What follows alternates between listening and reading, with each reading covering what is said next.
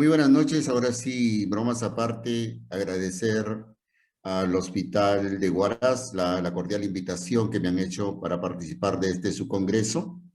Eh, a Fernando del Valle, el agradecimiento por esta deferencia de convocarme. Y quiero, antes de empezar, hacer una aclaración que el enfoque del día de hoy es el enfoque de un médico emergenciólogo que ha luchado, al igual que muchos de nosotros, contra esta pandemia de la COVID-19. No es la posición del Ministerio de Salud, no es la política del Ministerio de Salud, pues en mi condición de funcionario no tengo la autorización para expresarla o para analizarla o para criticarla. De tal manera que este es un enfoque meramente académico de cómo consideramos en base a la literatura, en base a la experiencia, lo que podrían ser las políticas públicas en el marco no solamente de esta pandemia, sino en el marco de los eventos de víctimas múltiples o de los desastres. Así que voy a compartir la pantalla en estos momentos para poder empezar la charla, por favor. Bien. Congreso Nacional, avances en el diagnóstico, manejo y complicaciones de la COVID-19. Políticas de salud en la lucha contra la pandemia. Ese es el tema que me han asignado el día de hoy. Mi nombre es Luis Lorochero, como ustedes ya lo han escuchado y seguramente alguno de ustedes me conoce. Este es el resumen, mi currículum. Soy especialista en medicina de emergencias y desastres, como muchos de los que nos encontramos en este auditorio virtual. Exdirector general del Hospital COVID-19 Perú, el emblemático Hospital de Emergencia de Vitarte, con una maestría de gerencia en servicios de salud, vicepresidente actual de la Asociación Latinoamericana de Cooperación en Emergencias y Desastres, paz presidente de la Sociedad Peruana de Medicina de Emergencia y Desastres, docente universitario en la Universidad Continental y en la Universidad Nacional Mayor de San Marcos, médico asistente del Hospital de Emergencias José Casimiro Ulloa, jefe de emergencia de la Clínica Centenario Peruano-Japonesa y en estos momentos asesor del despacho viceministerial de prestaciones y aseguramiento en salud. Bien. Vamos a introducirnos en el tema del día de hoy. La pandemia de la COVID-19, como todos nosotros sabemos, ha tenido un efecto devastador en la salud pública. Todos los días escuchamos noticias de muertos, todos los días escuchamos noticias de falta de oxígeno, de faltas de cama para cuidados intensivos o en ventilación mecánica. Todos los días vemos colas en las calles, en los parques, tratando de conseguir un cilindro de oxígeno. Y así tenemos una andanada, un continuo de denuncias por los diferentes medios de comunicación y redes sociales respecto a la necesidad que tiene nuestro país de superar este difícil momento. La pandemia, repito, ha tenido un efecto devastador en la salud pública, pero no solamente en la salud pública, en la economía de nuestro país. Entonces, esto ha hecho mucho daño. Ha habido una disminución importantísima en el Producto Bruto Interno de nuestro país. Han habido diferentes bonos de incentivo económico o de refinanciamiento económico a las empresas pequeñas, a las empresas medianas, a la población en alto riesgo, y eso ha conllevado a que tengamos un problema bastante serio en lo que es la economía y en la salud. Y por eso sigo yo sin entender cómo es que nos permitimos seguir haciendo marchas a favor o en contra de determinado candidato, sabiendo que estamos exponiéndolos a esta tercera ola que está muy próxima a llegar. No termino de entenderlo.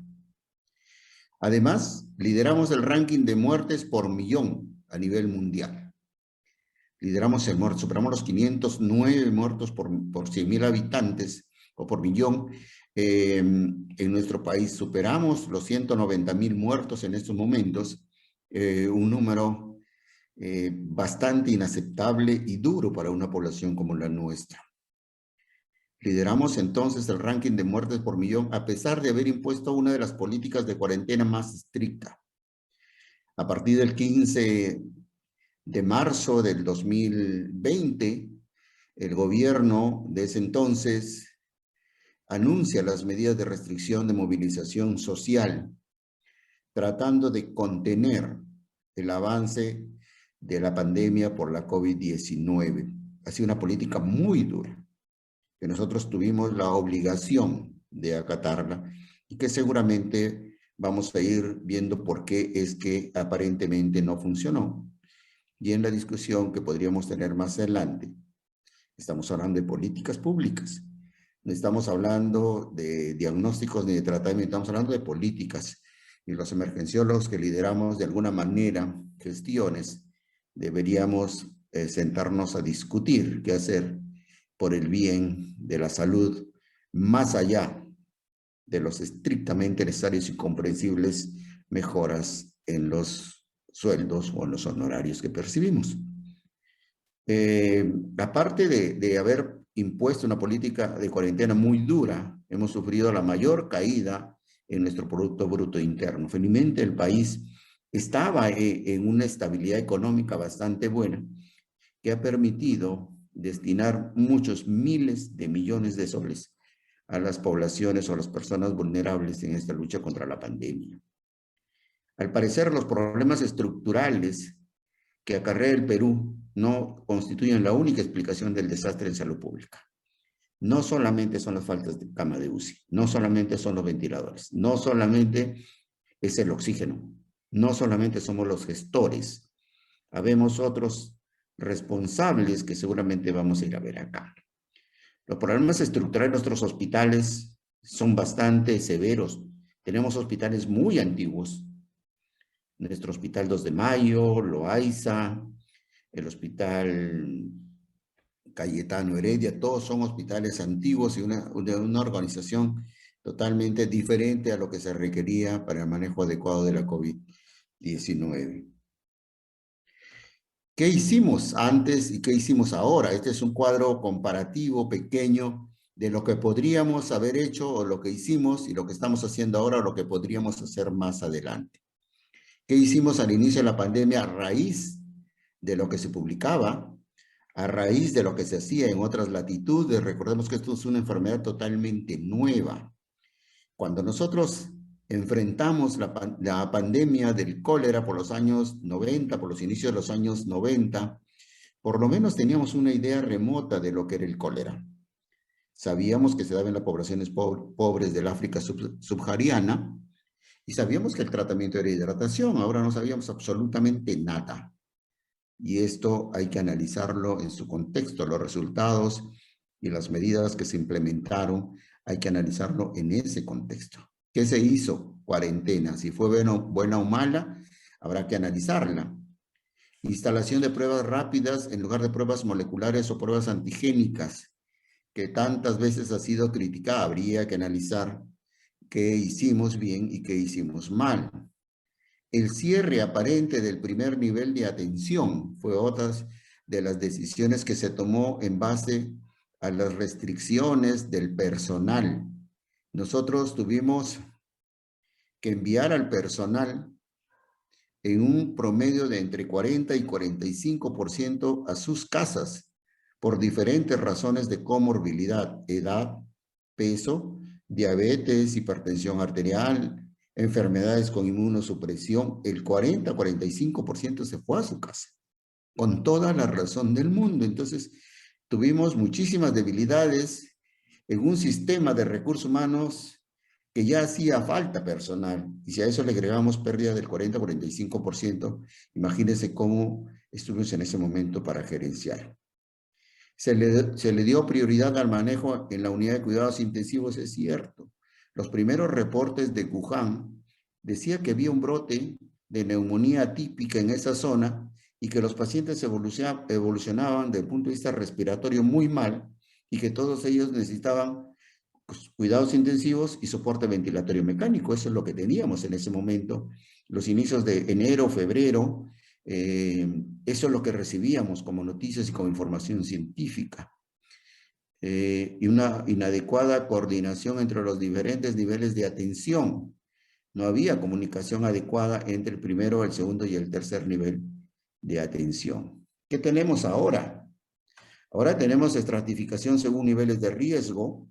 Estamos manejando pacientes en el ambiente domiciliario, en el primer nivel, en el segundo nivel y en el tercer nivel, dependiendo del grado de severidad y del compromiso que tenga cada uno de los pacientes. Ahora tenemos las escalas, tenemos escala ROX, tenemos escala ABC-GOL, entonces tenemos la escala Cabrini, un sinnúmero de escalas que nos permite cualificar o cuantificar la gravedad y el pronóstico de nuestros pacientes. Eso es lo que tenemos ahora. Tenemos pruebas moleculares y antigénicas, se dejó de lado definitivamente las pruebas rápidas. Se ha intentado reaperturar el primer nivel de atención.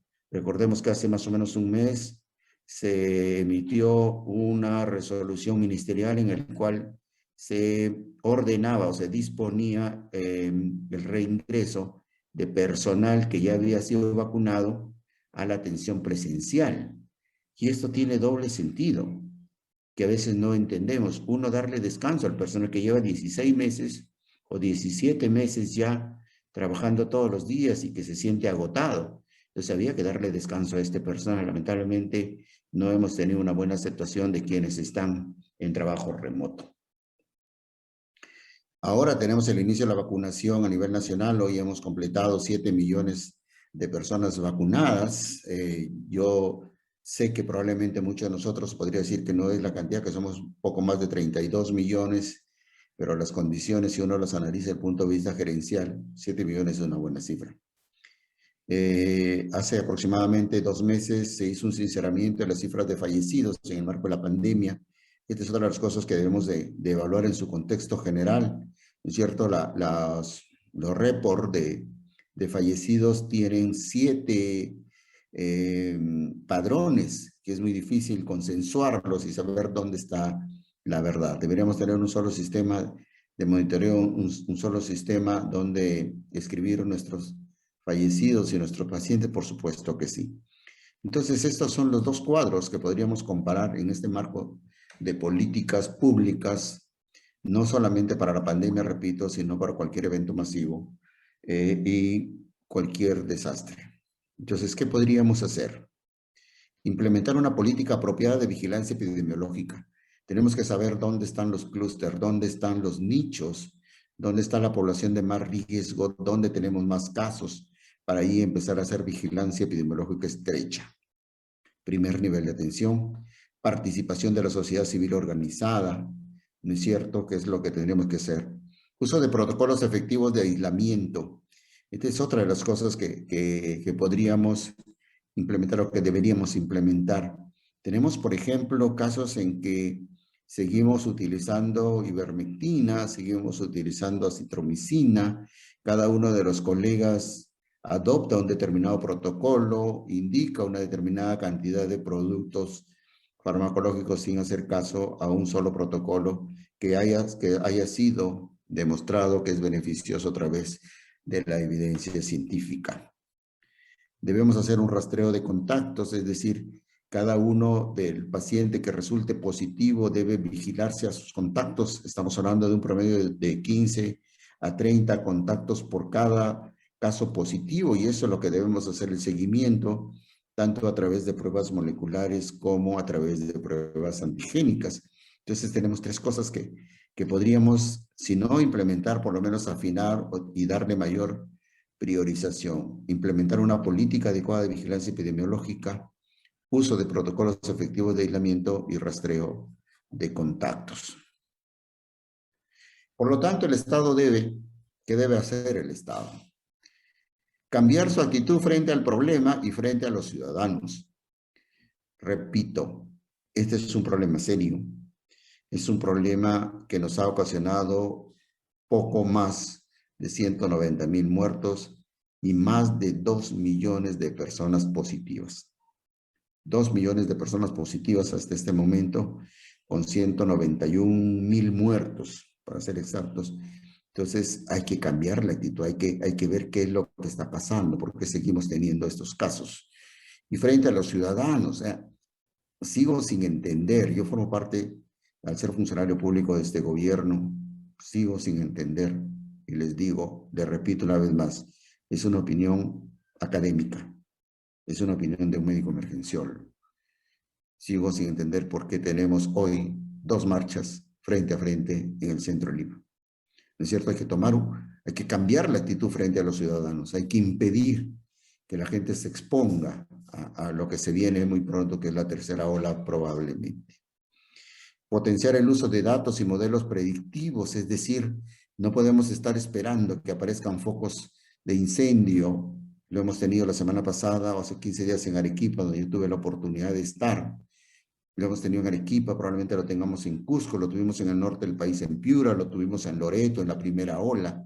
Tenemos que hacer uso de la tecnología, tenemos que hacer uso de los especialistas, de los biólogos, de la gente capacitada en tecnología de la información y la comunicación, de matemáticos, de físicos, de todos los que nos podrían ayudar para predecir de la nueva tecnología de inteligencia artificial que nos permite, mediante modelos matemáticos, predecir cómo es que se va propagando la enfermedad y tomar medidas inmediato o medidas preventivas en estos casos.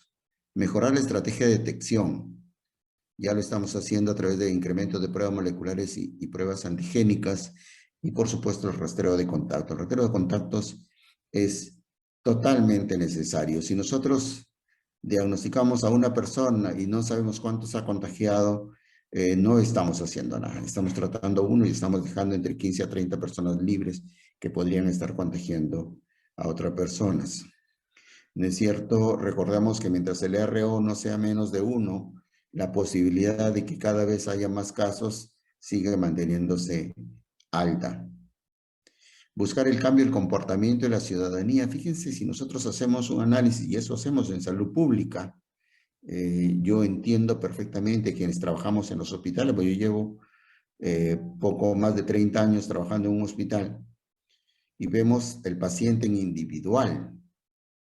Quienes hacemos gestión, y eso es bueno para todos los médicos de emergencia, los emergenciólogos debemos empezar a hacer gestión, debemos ver más allá como política pública.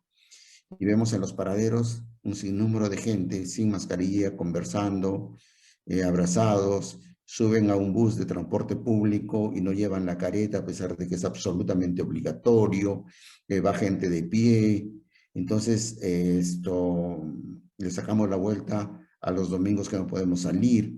Entonces hay que evaluar esto y buscar que haya un cambio importante en el comportamiento de la ciudadanía y que entienda que más allá de que encontremos tratamiento que no hay hasta el momento y que estemos vacunando a la población o que se esté vacunando a la población, sigue siendo de importancia supina la prevención. Si nosotros no le damos la verdadera importancia a la prevención, probablemente esto no acabe o se demore en terminar. ¿Cuáles son los factores de éxito o fracaso de las políticas públicas? Los determinantes de éxito en los países han sido 2, para que algo sea beneficioso. Y tenemos 2 ejemplos que nos han señalado durante los últimos 15 días. Chile, con su alta tasa de vacunados que superaba el 40% y abandonaron las medidas de prevención, e Israel, que había superado el 70% de vacunados y abandonaron el uso de la mascarilla. Y ahora tenemos ahí esos 2 países cerrados nuevamente en cuarentena o restricción de movilización social porque aparecieron nuevos casos, nuevos focos debido a la capacidad de mutación del virus de la COVID-19 que seguramente ustedes han visto en estos días de Congreso. Entonces, las determinantes del éxito en los países han sido 2. 1, las condiciones iniciales de entrada a la pandemia. O sea, cómo nos encontró la pandemia como sector salud, cómo nos encontró la pandemia como país desde el punto de vista económico. No tenemos idea de cuánto, o por lo menos los que hacemos labor asistencial, cuánto de dinero se ha invertido en esta pandemia. ¿No es cierto? La caída del Producto Interno supera el 13%, más o menos. Entonces, uno es en qué condiciones se encuentra la pandemia a nuestro país, como cuando uno se enferma y te encuentras sin trabajo y sin dinero, algo así. Entonces, 1, ¿en qué condiciones estábamos al momento de empezar la pandemia, cuántas camas teníamos, cuántos ventiladores, cómo era la situación del recurso humano. Todas esas cosas se tienen que analizar cuando vemos políticas públicas. Y dos, la calidad de las estrategias de política de respuesta. ¿Cómo somos capaces de responder? ¿Cómo fuimos capaces de responder aquel 6 de marzo del 2020 cuando el señor presidente informa oficialmente del primer caso de COVID-19 en nuestro país? Muy bien, esos son los dos determinantes de éxito o fracaso de las políticas públicas en la COVID-19. Y hablemos de aquellas condiciones iniciales. ¿Cuáles son las condiciones iniciales de ingreso a la pandemia? Uno, factores de vulnerabilidad y nivel de desarrollo. Inversión en salud. ¿Cuánto estamos invirtiendo en salud en los últimos años? ¿2%? ¿3%? 3% del Producto Bruto Interno y de eso utilizamos el 80-90% más o menos. Prevalencia de comorbilidades. ¿Cuántos de nosotros tiene comorbilidades? Amén de la edad, que es un deterioro natural e irreversible. Dejemos de lado la edad. Obesidad, un factor de comorbilidad. El Seguro Social hace un estudio y dice que el 80% de los fallecidos tienen como principal comorbilidad la obesidad. ¿No es cierto? Entonces, prevalencia, ¿cuántos obesos sabemos en Perú? La capacidad para aislarse, esto fue un problema y vamos a ver un cuadro más adelante. En un país cuyo 70% de su economía se mueve de manera informal, es imposible mantenerlo permanentemente encerrado en su casa. Un país donde buena parte de la población tiene 2 habitaciones para 5, 6 o 7 personas, es imposible mantener el distanciamiento social.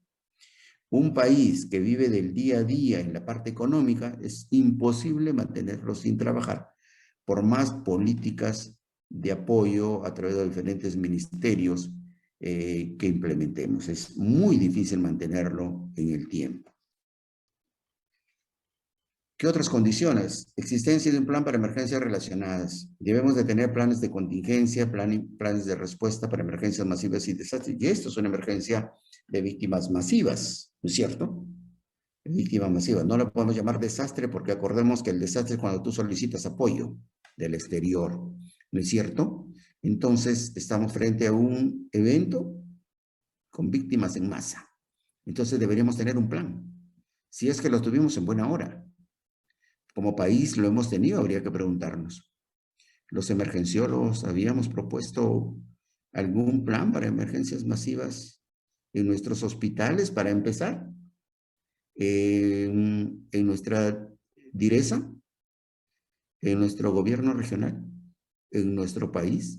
Somos nosotros los emergenciólogos los llamados a elaborar, presentar y sustentar estos planes. La capacidad y calidad de respuesta del servicio público, credibilidad y confianza. ¿Cuánta gente confía en el primer nivel de atención? ¿Cuánta gente confía en los profesionales de la salud?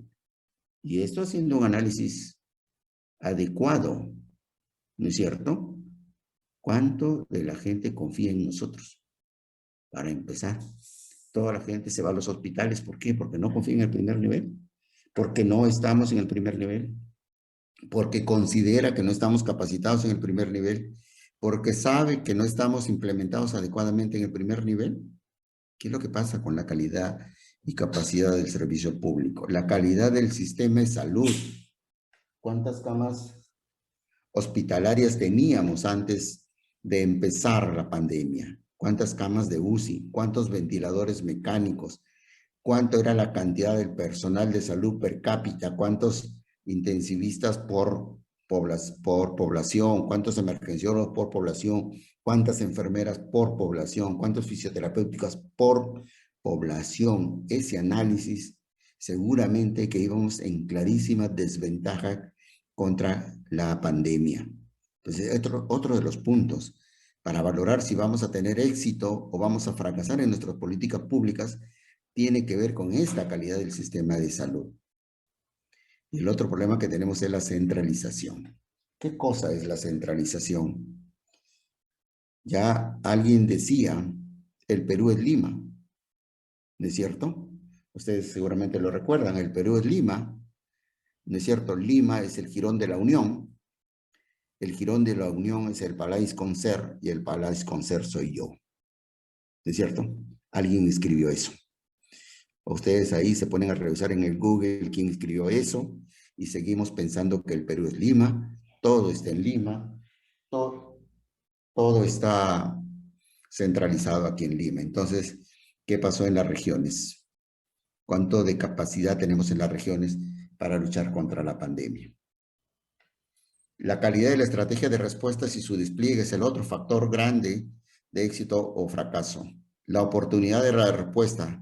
¿Respondimos rápido? ¿Respondimos tarde? ¿Qué pasó? ¿Sí? La claridad en el diagnóstico y la estrategia. Bueno, nos enfrentamos a una enfermedad nueva que no tenía tratamiento, entonces no teníamos ni claridad en el diagnóstico ni claridad en el tratamiento. Usar el conocimiento científico en ese momento, lo que hicimos, recolección de datos, para ir avanzando en la evidencia científica de lo que estábamos haciendo, si lo estábamos haciendo bien o lo estábamos haciendo mal. Innovación y adaptabilidad. Seguramente la mayoría de nosotros ha tenido que adaptarse a las nuevas realidades, a trabajar en situaciones de precariedad. Llegó un momento en que no teníamos midazolam y tuvimos que usar propofol. Llegó un momento en que no teníamos fentanilo y teníamos que usar morfina. Llegó un momento en que empezamos a usar fármacos que quizá no teníamos la experiencia o la oportunidad de haberlo manejado. Entonces empezamos a hacer un sinnúmero de cambios para poder adaptarnos. No teníamos servicios con presión negativa. Quizás los únicos que tenían presión negativa eran las unidades de terapia intensiva en ese momento. No teníamos ambientes con recambio de aire entre 12 o 16 por hora.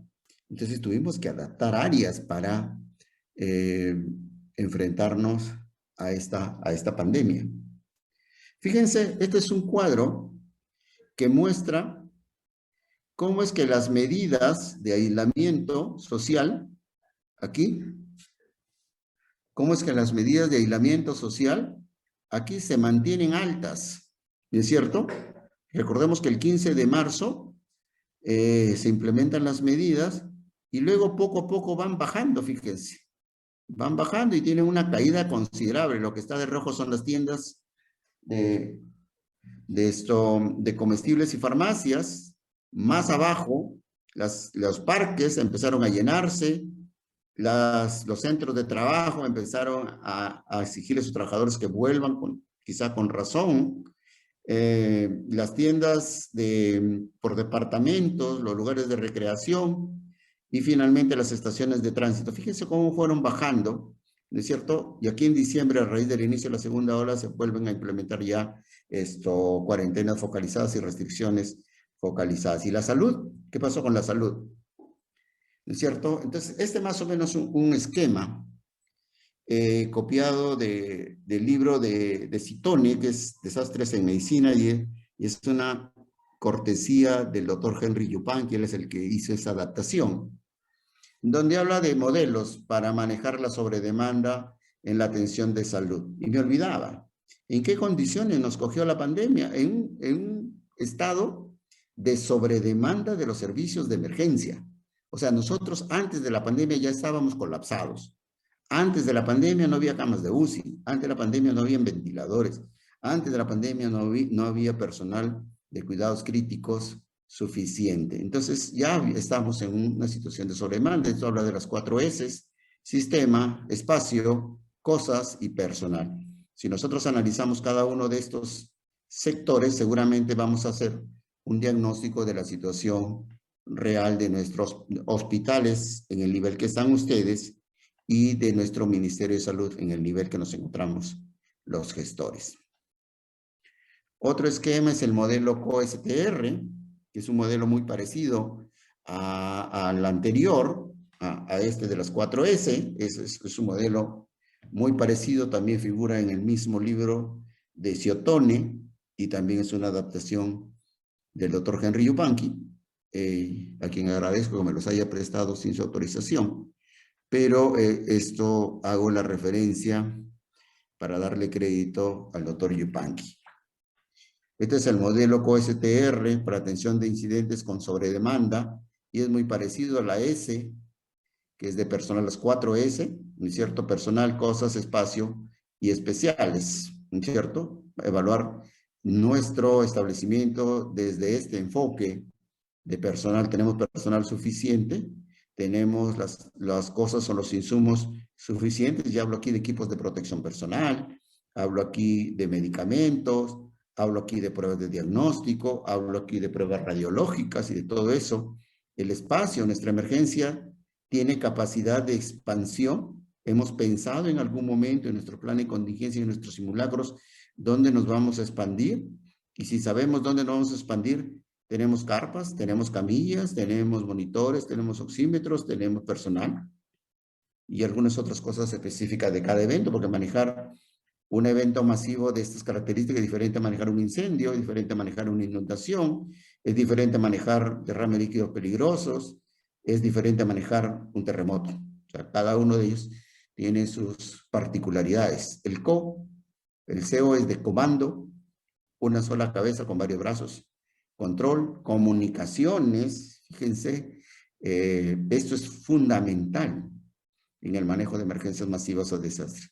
Y coordinación, coordinar con los diferentes niveles, primer nivel, segundo nivel, y entre el tercer nivel, Hospital 2 de Mayo con Loaiza con Rebagliat, y seguramente que la mayoría de nosotros me podría decir lo mismo. Siempre llamamos y nunca hay camas. Y tienen razón. Y el TR es de triaje, tratamiento, rastreo de contactos y transportes. El sistema de atención móvil de urgencia se aportó a gran altura, ha movilizado inmensa cantidad de pacientes bajo la conducción de un emergenciólogo, el doctor Carlos Malpica. Muy bien, esto es otro de los esquemas que podríamos utilizar nosotros en el primer nivel, donde atendemos los leves, donde atendemos los moderados y donde atendemos los graves. Los leves los podemos atender en su casa o en la comunidad, los moderados en los establecimientos de primer nivel y los graves en el hospital. Esto debería ser la jerarquización que deberíamos manejar, pero para eso tenemos que tener organizaciones sociales muy bien posicionadas, muy bien metidas en la comunidad. Población capacitada, concientizada, ¿no es cierto?, para atender en casa. Los casos moderados los podemos atender en el primer nivel de atención, sí, pero para eso tenemos que tener establecimientos 1.4 o 1.3 adecuadamente implementados con el recurso humano adecuado. Y en los hospitales, por supuesto, de emergencia, hospitalización y las unidades de cuidados críticos. Esta es la situación actual en nuestro país. Al 24 de junio, que es el último reporte oficial del Ministerio de Salud, teníamos 191.447 fallecidos, 191.447 fallecidos y 2.043.262 casos confirmados de COVID-19. De 2.191.000, que es más o menos 9.8, 9.9% de tasa de mortalidad.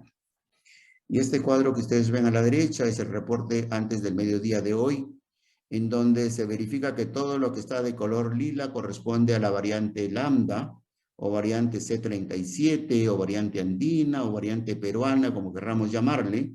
Organización Mundial de la Salud ha dicho que no se debe de poner nombre de países para dejar de estigmatizar a los países, y esto se llama variante lambda, o C37, o variante andina, como querramos llamarle.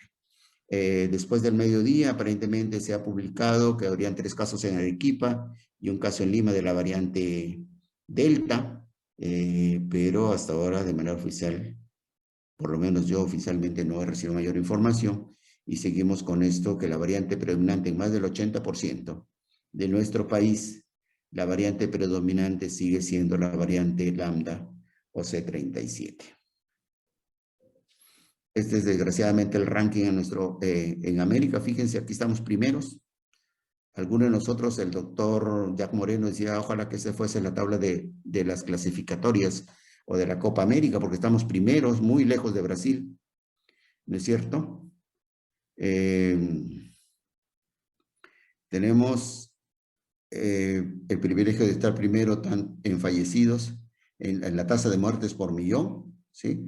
Brasil es un país que tiene muchísima población, a pesar que tiene 502.000 muertos, tiene una tasa de 2.378, en cambio nosotros tenemos 5.926. Fíjense, aquí está muy abajo Cuba, Venezuela, Nicaragua. ¿Ok? Entonces, esta situación que nosotros vemos acá, esto y esta situación, que es dura, es penosa, debe ameritar un cambio o fortalecimiento de lo que hasta ahora hemos venido haciendo. O cambiamos la política o la fortalecemos las cosas que hemos hecho bien. Pero necesita la participación de todos, de la familia, de la comunidad, de los gobiernos locales, de los gobiernos regionales y del gobierno nacional. Todos. Como diría Defensa Civil, todos somos defensa civil. No es el gobierno. No somos los funcionarios que accidentalmente estamos en el gobierno. Somos todos, familia, comunidad, gobiernos locales, regionales y nacionales. Implementar políticas públicas que abarquen desde la prevención hasta la rehabilitación de los pacientes afectados por la COVID-19. ¿Qué está pasando con los pacientes que han sido dados de alta y que no pueden incorporarse a sus lugares de trabajo? ¿Qué está pasando? ¿Qué estamos haciendo por ellos? Entonces debemos implementar políticas públicas desde la prevención hasta aquellos pacientes que han sido dados de alta y que tienen alguna secuela importante. Ojalá que alguien pueda crear de repente un emergenciólogo joven por ahí, los famosos anillos que tiene o los eslabones similares a los que tiene RCPC, y podamos hacer en un solo cuadro todos los eslabones que implica el manejo de la COVID-19 desde la prevención hasta la rehabilitación. Pero sobre todo depende de nosotros. Bueno, alguien nos dijo, estamos en guerra, entonces hay que trabajar como si estuviésemos en guerra. Pues desde el 15 de marzo alguien me dijo, estamos en guerra. Esto es una guerra no tradicional, sin armas, ¿no es cierto? Tenemos un enemigo muy pequeño que está escondido, que no sabemos quién es, o no sabíamos en ese momento quién es. Entonces, si alguien nos dice que estamos en guerra, trabajamos como en guerra. Entonces, diseñamos una estrategia. ¿Qué cosa es una estrategia? El arte de proyectar y dirigir las operaciones militares, especialmente las de guerra. Arte de proyectar, es decir, de hacer un plan, de diseñar una estrategia, como si no fuésemos a la guerra. Es una serie de acciones muy meditadas, encaminadas a un fin determinado. ¿Cuál sería el objetivo final? Disminuir la tasa de contagiosidad, disminuir la cantidad de muertes y controlar la pandemia. Esos serían nuestros objetivos, ¿no es cierto? Es el conjunto de acciones que alinean metas y objetivos de una organización. ¿Hacia dónde vamos?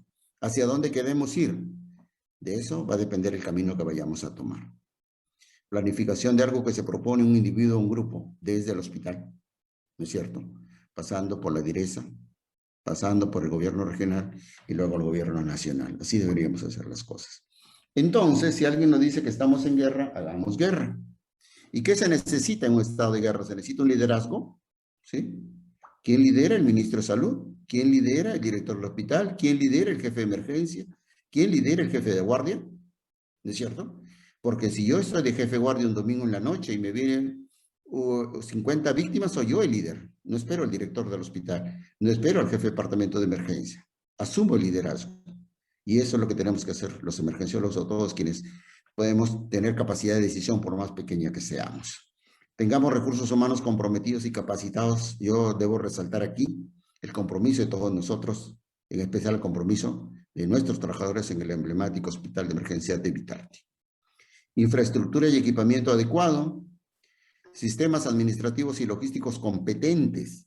O sea, debemos tener liderazgo, recursos humanos comprometidos y capacitados, infraestructura y equipamiento adecuado, sistemas administrativos y logísticos competentes, organizar la respuesta en fuerzas de tarea.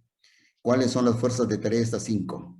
Contención de la pandemia, respuesta del sistema sanitario, vacunación, atención no COVID, que lo hemos abandonado 16 meses, llevamos abandonando a la atención no COVID, y atención de las secuelas COVID. Estas 5 fuerzas de tarea: contención, respuesta del sistema sanitario, vacunación, atención no COVID y atención de secuelas COVID. En la fase de contención, ¿qué media de contención tenemos? El diagnóstico Y el diagnóstico a través de pruebas moleculares y o pruebas antigénicas. Y el aislamiento, ¿cómo lo hacemos? A través del rastreo de contactos. Si nosotros no hacemos un adecuado diagnóstico a través de pruebas moleculares o antigénicas y no hacemos un adecuado rastreo de contactos, no vamos a poder controlar la pandemia. Entonces, en las medidas de contención, hagamos esto.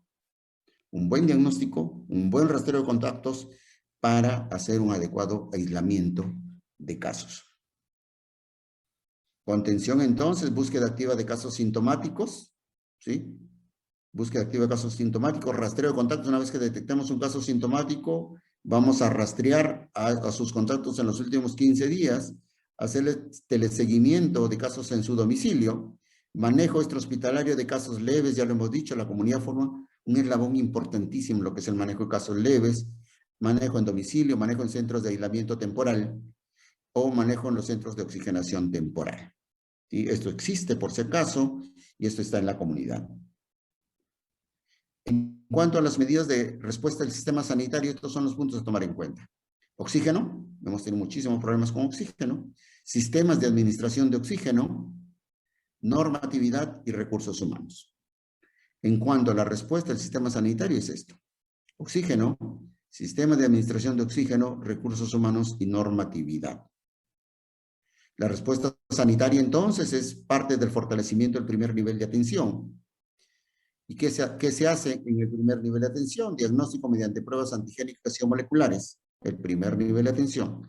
Capacitación del personal para la clasificación de la gravedad de los pacientes. Creo que el 30 de junio empieza una capacitación para todo el personal de salud en cuanto al manejo en el primer nivel de atención de pacientes con COVID-19 leves a través de la Escuela Nacional de Salud Pública de nuestro ministerio. Y un adecuado sistema de referencias y contrarreferencias. Esta es una debilidad muy grande que tenemos en nuestro país y seguramente todos ustedes lo conocen. En cuanto al segundo y tercer nivel, como respuesta sanitaria, fortalecer los servicios de emergencia, porque es la primera línea de batalla, es la primera línea de atención. Para nadie debe caber duda que somos nosotros, los emergenciólogos, quienes asumimos la primera respuesta, la primera línea de combate, y aquí se tienen que implementar lo que ha venido siendo siempre, ¿no? Las unidades críticos de emergencia. El hospital de Ate tuvo un servicio bastante importante de críticos de emergencia, incrementar camas de UCI y de UCI COVID, implementar áreas de alto flujo de oxígeno, pero para eso yo necesito asegurar el oxígeno y asegurar los ventiladores mecánicos o las cánulas de alto flujo. No tiene ningún sentido de que yo quiera poner cánulas de alto flujo si no tengo seguro el oxígeno. Y la mejor manera de tener oxígeno es a través de tanques criogénicos con un adecuado backup de cilindros de oxígeno. De otra manera, no nos arriesguemos a poner más cánulas de alto flujo.